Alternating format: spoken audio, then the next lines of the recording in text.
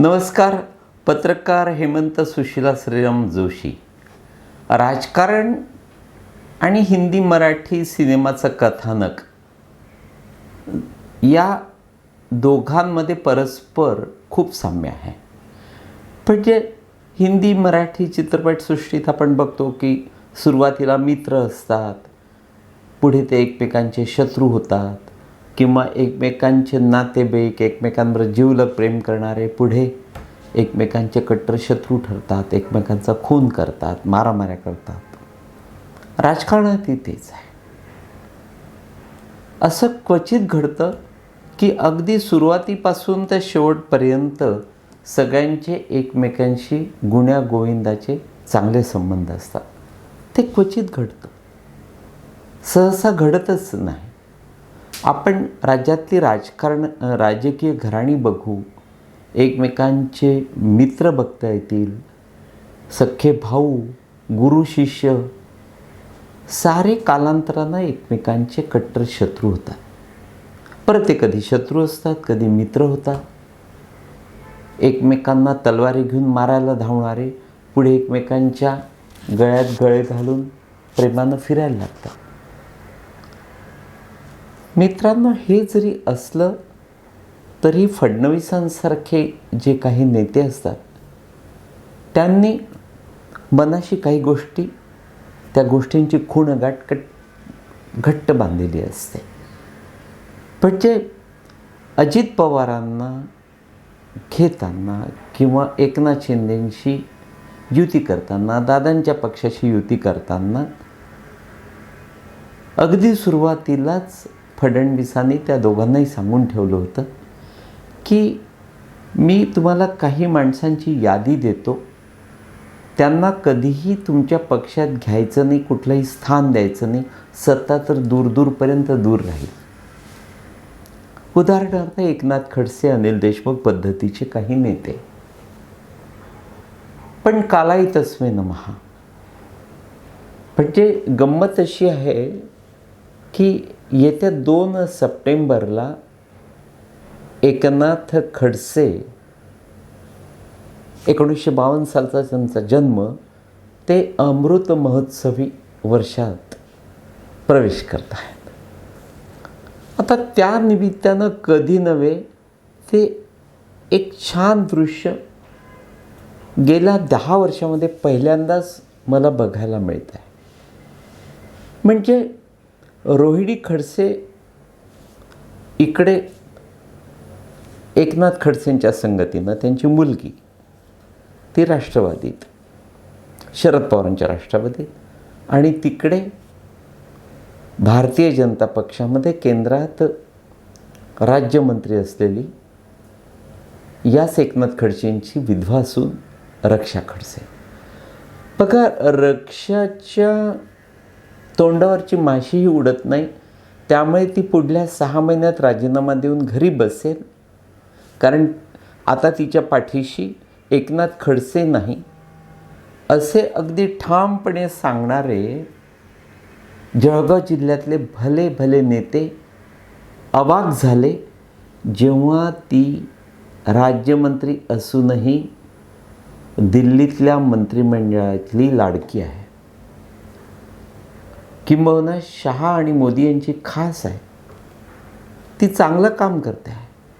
केंद्रीय राज्यमंत्री म्हणून तिनं आपली वेगळी छाप पाडलेली आहे. ती तिकडे भारतीय जनता पक्षात, रोहिणी खडसे इकडे शरद पवारांच्या राष्ट्रवादीमध्ये. त्या दोघींमध्ये अलीकडल्या 10 वर्षांमध्ये फारसं सौख्य नव्हतं. एकेकाळी एकमेकांच्या जिवलग मैत्रिणीसारखं वागणारे या दोघींमध्ये रिफ्ट आली होती. फारसं त्या दोघींचं एकमेकांशी चांगलं बोलणं नव्हतं. पण आता बदल घडला आहे. अलीकडल्या काही महिन्यांमध्ये त्या दोघींचं पुन्हा एकमेकांशी खूप छान बोलणं सुरू आहे. आणि त्या दोघींनीच इतरांच्या खांद्यावर बंदूक ठेवून एक सुरेख कार्यक्रमाचं आयोजन केलं आहे. 2 सप्टेंबरला एकनाथ खडसे अमृत महोत्सवी वर्षात प्रवेश करत आहेत. म्हणून याच रक्षा खडसे आणि रोहिणी खडसे यांनी मुक्ताईनगरला खडसेंच्या गावामध्ये भव्य प्रमाणावर भागवत सप्ताहाचं आयोजन केलेलं आहे.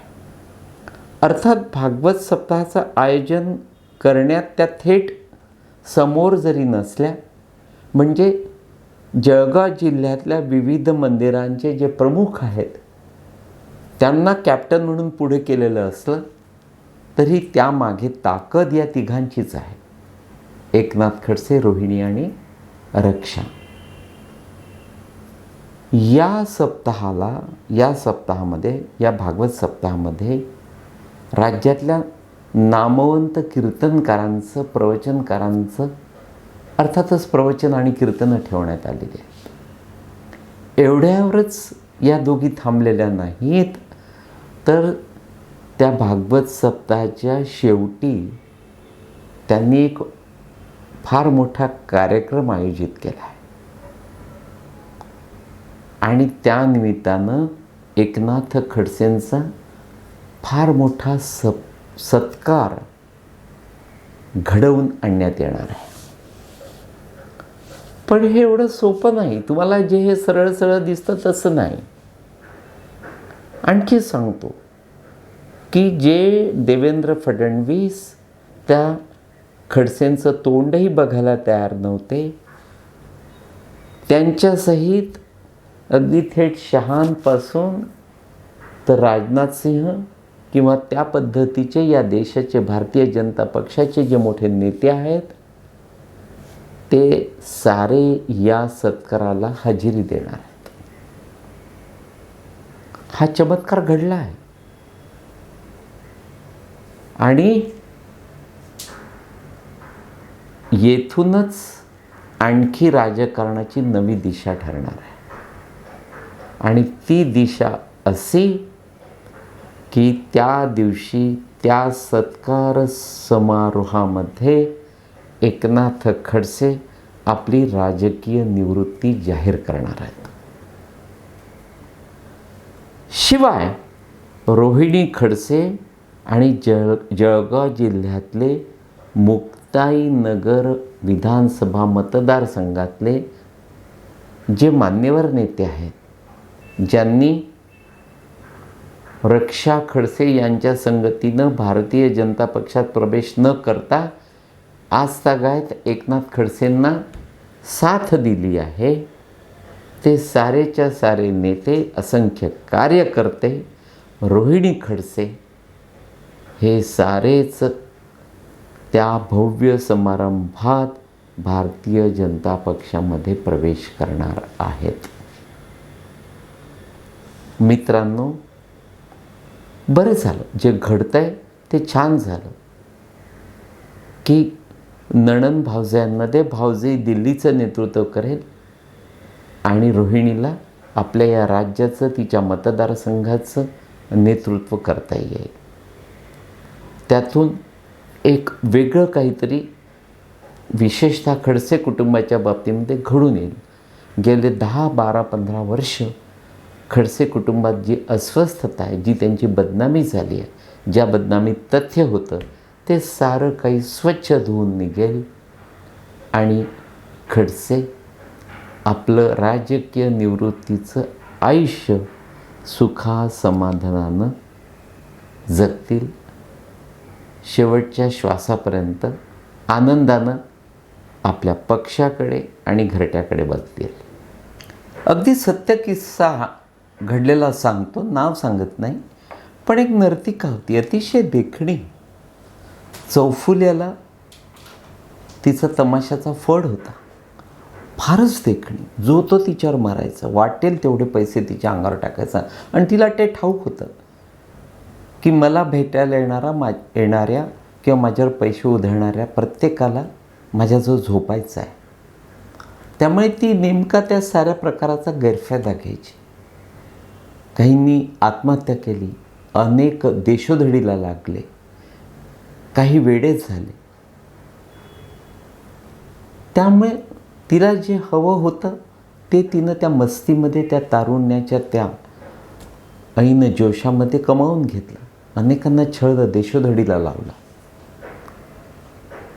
पण पुढे ती म्हातारी झाली, तिच्यात बळ उरलं नाही. ते सौंदर्य जाऊन चेहऱ्यावर सुरकुत्या, कोणी तिच्याकडे ढुंकून देखील बघत नव्हतं. आणि तेव्हा ती मग ज्याला त्याला, त्या काळच्या तिच्या यारांना विनंती करायची की या, मला बिलगा, मला जवळ घ्या. पण तोपर्यंत तिची हवा निघून गेली होती आणि तिचं ते ढोंग लोकांच्या लक्षात आलं होतं. मित्रांनो, काल परवाच्या त्या शिवसेनेच्या मेळाव्यामध्ये उद्धव ठाकरेंची अवस्था त्या नर्तकीसारखी झाली. आता ते म्हणतात की माझं नेतृत्व मान्य नसेल तर मी ते दुसऱ्यांच्या हाती सोपवायला तयार आहे. कुठलाही शिवसैनिक यावा आणि त्यानं इथे तो पदभार सांभाळावा. याला काय अर्थ आहे? जेव्हा तुम्ही जोशात होते, सत्तेत होते, गुरमीत होते, पैसे मिळवत होते, सारं काही तुमच्या बाजूनं फासे पडत होते, तेव्हा तुम्ही घरातल्यांपासून तर बाहेरल्यांपर्यंत भल्या भल्यांना मनोहर जोशींसहित खासदारांना, आमदारांना, रावतेंना, ढाकेंना, अमुकला तमुकला केवढं अपमानित केलं. घरच्यांना देशोधडीला लावलं, त्यांच्या ढोंगणावर लाता मारून त्यांना बाहेर काढलं. तो राज ठाकरे विवळत घरी बाहेर पडला. आणि आता तुम्हाला तेच सारे हवे आहेत, कारण आता तुमच्याजवळचं सारं गेलं आहे. पैसा सोडून तोही जाईल. तुम्हाला कुठेही यश नाही. म्हणून त्या नर्तकीसारखं तुम्ही जीवाच्या आकांतानं सांगताय की मला या पदामध्ये राहण्यात अर्थ नाही. मग वेगवेगळे दाखले देता, ते निरर्थक आहेत. वेळ निघून गेलेली आहे.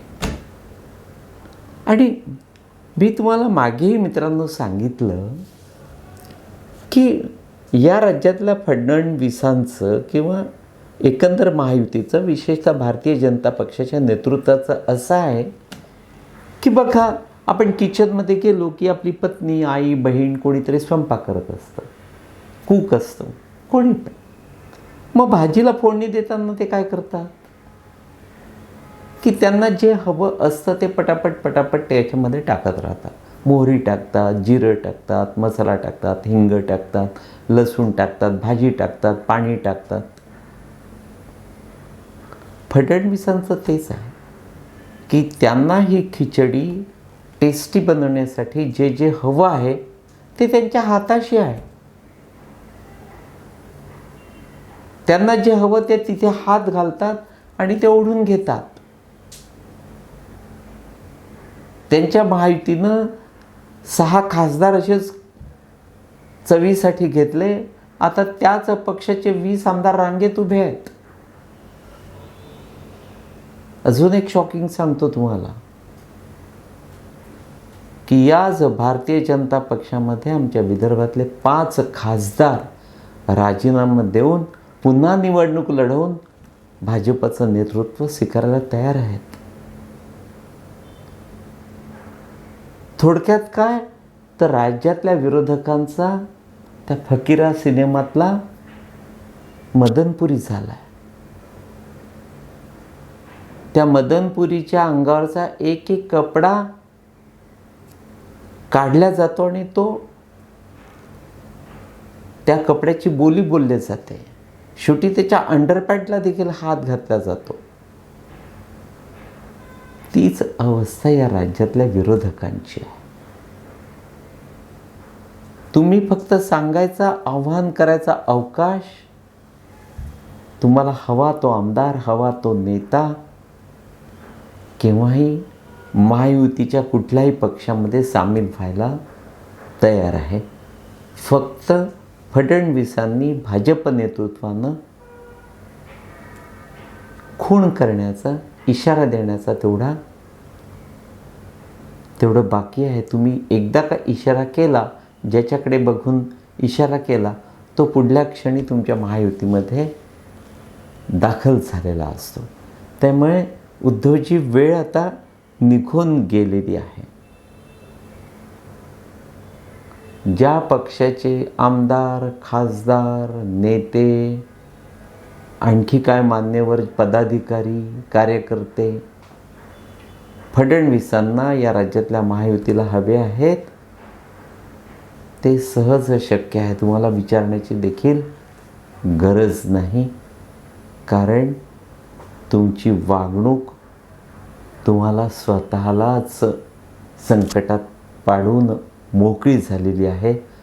तुमचं ते नर्तकीसारखं वागणंच तुम्हाला भोवलं आहे. तूर्त एवढंच मित्रांनो. नमस्कार.